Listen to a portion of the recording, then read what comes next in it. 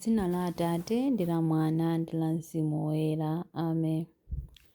Ambuye tsekulani milomo yanga, ndipo ndidzatamanda dzina lanu. Ulemu ukhale kwa Atate ndi kwa Mwana ndi kwa Mzimu Woyera, monga panali poyamba, tsopano ndi masiku onse, ndi pa nthawi zosatha. Amen. Onani masiku akubwera, akutero Ambuye Mulungu wathu, pamene tidzapange pangano chatsopano ndi nyumba ya Israeli. Tipatseni ife Ambuye mtima watsopano, lenganinso mwa ife mzimu wanu watsopano. Mkati mwa iwo ndidzadzalamo lamulo langa, ndidzalemba lamuloli m'mitima mwawo. Tipatseni ife Ambuye mtima watsopano, lenganinso mwa ife mzimu wanu watsopano. Ndidzakhala Mulungu wawo ndipo iwo adzakhala anthu anga. Tipatseni ife mtima watsopano, lenganinso mwa ife mzimu wanu watsopano Ambuye. Pa zofowoka zawo ndidzawakhululukira, sindidzakumbukiranso machimo awo. Tipatseni ife Ambuye mtima watsopano, lenganinso mwa ife mzimu wanu watsopano.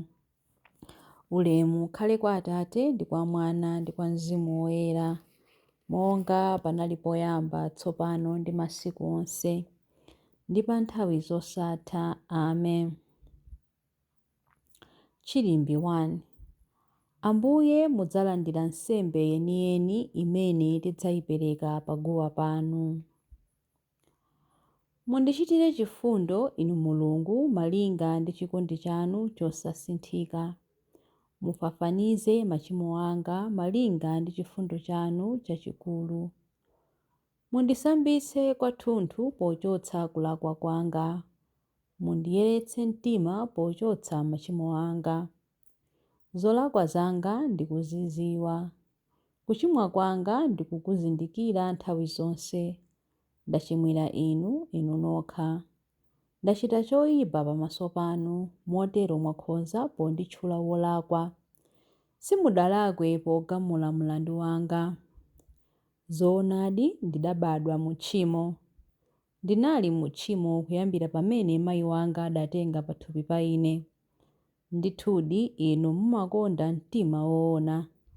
Choncho mundiphunzitse nzeru zanu, mundiyeretse ndi hisope ndipo ndidzakhala woyera. Mundisambitse ndipo ndidzayera kupambana chisanu cha mbee. Mundilole ndimve chimwemwe ndi chikondwerero, ngakhale mwandiphwanyaphwanya mafupa. Mundilole ndidzasangalalenso.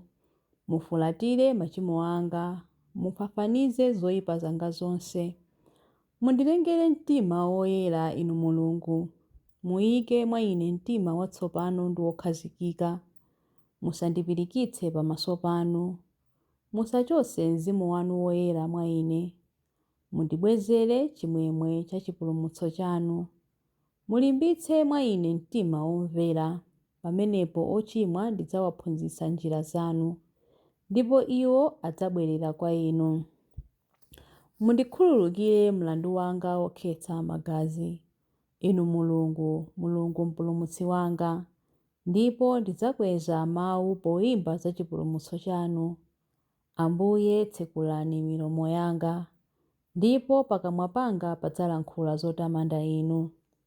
Si nsembe wamba imene inu imakusangalatsani. Ndikadapereka nsembe yopsereza sibwenzi inu mutakondwera nayo. Nsembe imene Inu Mulungu mumayilandira ndi mtima woswanyika. Mtima wachisoni ndi wolapa Inu Mulungu simudzawunyoza. Muwachitire zabwino anthu a ku Ziyoni chifukwa cha kukoma mtima kwanu. Mumangenso kachiwiri makoma a Yerusalemu. Pamenepo mudzakondwera ndi nsembe zoyenera, nsembe zowotcha ndi zopsereza kwathunthu. Choncho adzapereka ng'ombe zamphongo pa guwa lanu la nsembe. Ulemu ukhale kwa Atate ndi kwa Mwana ndi kwa Mzimu Woyera, monga panali poyamba, tsopano ndi masiku onse, ndi pa nthawi zosatha. Amen. Ambuye mudzalandira nsembe yeniyeni imene tidzayipereka pa guwa lanu. Chilimbi 2. Adzukulu onse a Israeli adzakondwerera ulemu ndi kupambana kwa Ambuye. Ndithu inu muli ndi Mulungu wobisika amene ali Mulungu wa Israeli ndiponso Mpulumutsi. Onse amene amapanga mafano adzawachititsa manyazi ndi kunyozetsa, adzamwazikana atasokonezeka. Koma Israeli amampulumutsa ndi chauta, ndipo chipulumutso chake chidzakhalapo mpaka muyaya. Anthu ake sadzawachititsa manyazi konse, sadzakhala onyozeka konse. Akutero chauta amene adalenga zakumwamba ndi iyeyo Mulungu, amene adawumba ndi kulenga dziko lapansi ndipo adalikhazikitsa mwamphamvu. Sadalipange kuti likhale lopanda kanthu koma kuti likhale malo okhalamo anthu. Iyeyo akunena kuti, chauta ndine, palibenso wina ayi. Sindidalankhule mwachinsinsi pamalo ena m'dziko la mdima. Sindidauze zidzukulu za Yakobo kuti zizindifunafuna kumene kuli kopanda kanthu. Ine chauta ndimalankhula zoona, ndimanena zolungama. Chauta ni Mulungu wa onse. Musonkhane pamodzi ndipo mubwere, musendere pafupi inu nonse amene mudapulumuka kwa anthu a mitundu ina. Ndi wopanda nzeru amene amanyamula mafano amitengo namapemphera kwa milungu imene singathe kuwapulumutsa. Kambani, fotokozani mlandu wanu, mupatsane nzeru nonse pamodzi. Kodi ndani adaneneratu zimene zidzachitika? Ndani adaloseratu kalekale zimenezo? Kodi si ineyo chautane? Ndithu kupatula ine palibe Mulungu wina. Mulungu wachilungamo ndi wopulumutsa. Palibenso wina aliyense kupatula ine. Inu anthu onse apa dziko lapansi, tembenukirani kwa ine kuti mupulumuke. Paja ine ndine Mulungu, palibenso wina ayi. Ndalumbira dzina langa lomwe, pakamwa panga palankhula moona, mawu amene sadzasinthika konse. Bondo lililonse lidzandigwadira, anthu onse adzalumbira potchula dzina langa. Pokamba za ine adzanena kuti chilungamo ndiponso mphamvu zimapezeka mwa chauta yekha. Onse amene ankamugalukira adzabwera kwa iye ndipo adzachita manyazi. Koma mwa chautayo zidzukulu zonse za Israeli zidzapambana ndi kupeza ulemerero. Ulemu ukhale kwa Atate ndi kwa Mwana ndi kwa Mzimu Woyera, monga panali poyamba, tsopano ndi masiku onse, ndi pa nthawi zosatha. Amen. Adzukulu onse a Israeli adzakondwerera ulemu ndi kupambana kwa Ambuye. Chilimbi 3. Tiyeni tibwere pamaso pa Mulungu poyimba ndi chimwemwe. Fuwulani kwa chauta ndi chimwemwe. Inu mayiko onse, tumikirani chauta mosangalala. Bwerani pamaso pake mukuyimba mokondwa. Dziwani kuti chauta ndiye Mulungu, ndiye amene adapanga ife, ndipo ifeyo ndife ake. Ndife anthu ake, nkhosa za busa lake. Lowani pa zipata zake mukuthokoza. Pitani m'mabwalo a nyumba yake mukutamanda. Yamikani chauta, lemekezani dzina lake. Paja iye ndi wabwino, chikondi chake nchamuyaya, kukhulupirika kwake nkosatha. Ulemu ukhale kwa Atate ndi kwa Mwana ndi kwa Mzimu Woyera, monga panali poyamba, tsopano ndi masiku onse, ndi pa nthawi zosatha. Amen.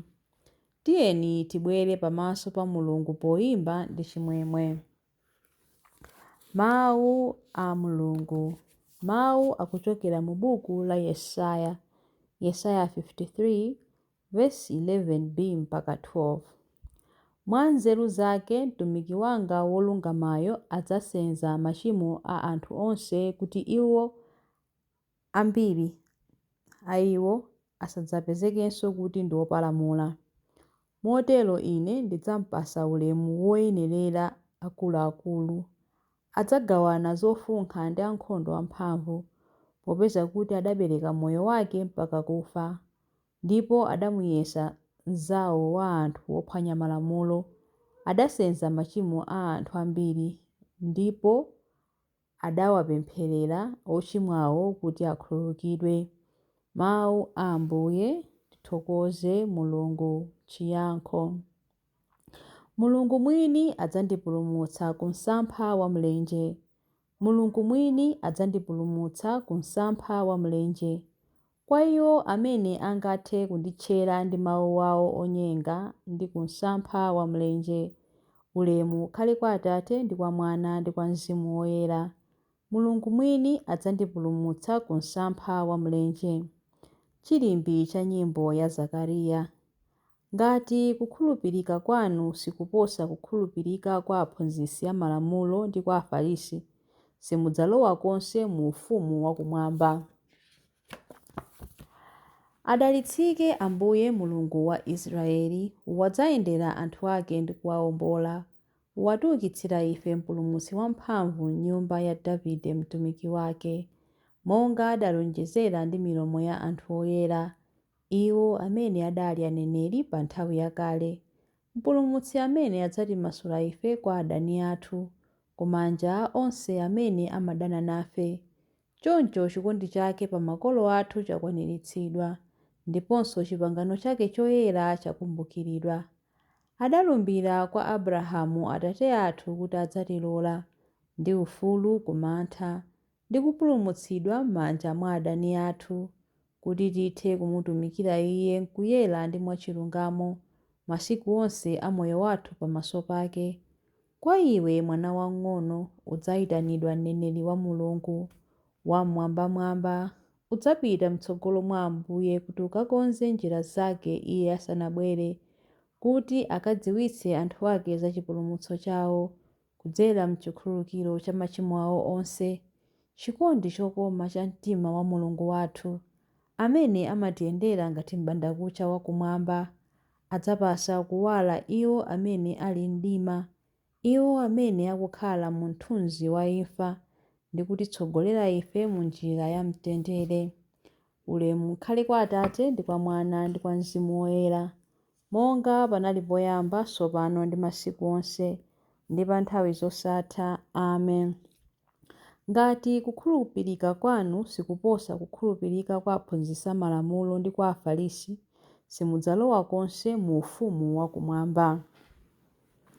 Mapemphero. Mayamiko akhale kwa Khristu Ambuye athu, amene adatibweretsera moyo mu imfa yake yapamtanda. Ndi mtima wathu wonse tiyeni tipemphe. Ndi imfa yanu tikwezeni ife ku moyo. Mphunzitsi ndiponso mpulumutsi, mwatisonyeza kukhulupirika kwanu ndi kutisandutsa chilengedwe chatsopano podzera m'masautso anu. Titetezeni kuti tisagwerenso m'machimo. Ndi imfa yanu tikwezeni ife ku moyo. Tithandizeni ife lero kudzikana, ndipo tisawakane amene akusowa thandizo. Ndi imfa yanu tikwezeni ife ku moyo. Tithe kulandira tsikuli lakuzilanga monga mphatso yanu, ndi kuliperekanso kwa inu kudzera mu ntchito zachifundo. Ndi imfa yanu tikwezeni ife ku moyo. Wongolerani mitima yathu yogalukira ndi kutiphunzitsa kukhala wokoma mtima. Ndi imfa yanu tikwezeni ife ku moyo. Ndi imfa yanu tikwezeni ife ku moyo, pamene tikupemphera kuti: Atate athu muli kumwamba, dzina lanu liyeretsedwe, ufumu wanu udze, kufuna kwanu kuchitidwe monga kumwamba choncho pansi pano. Mutipatse ife lero chakudya chathu cha lero. Mutikhululukire ife zochimwa zathu, monga ifenso takhululukira adani athu. Musatisiye ife m'chinyengo, koma mutipulumutse ife kwa zoyipa. Amen. Tipemphere. Atate, kulemekeza nyengo ya Lenti kutithandize ife kukhala m'moyo watsopano ndi kutiyeneretsa kuchita chaka cha imfa ndi kuuka kwa Khristu, amene akukhala ndi kulamulira nanu limodzi ndi Mzimu Woyera, Mulungu tsopano ndi pa nthawi zosatha. Amen. Ambuye atidalitse, atiteteze ife ku zoyipa zonse ndi kutifikitsa ku moyo wosatha. Amen. Dzina la Atate ndi la Mwana ndi la Mzimu Woyera. Amen.